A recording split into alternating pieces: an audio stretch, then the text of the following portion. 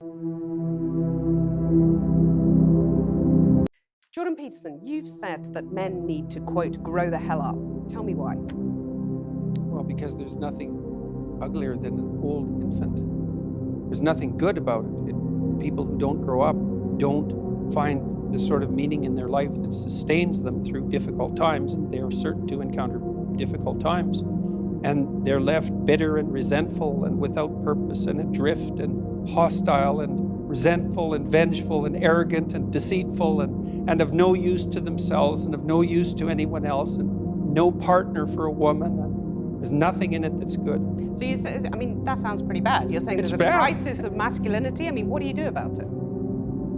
You help people understand why it's necessary and important for them to grow up and adopt responsibility. Why that isn't a shake your finger and get your act together sort of thing. Why it's more like a delineation of the kind of destiny that makes life worth living. I've been telling young men, but it's not. I wasn't specifically aiming this message at young men to begin with. It just kind of turned out that way.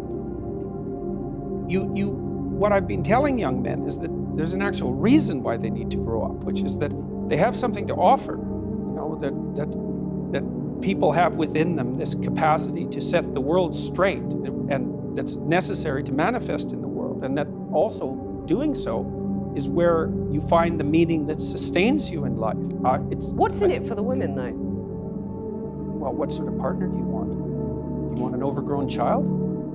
Or do you want someone to contend with that's going to help you? You know, I mean, it's exactly how I laid it out. Like, women deeply want men who are competent and powerful. And I don't mean power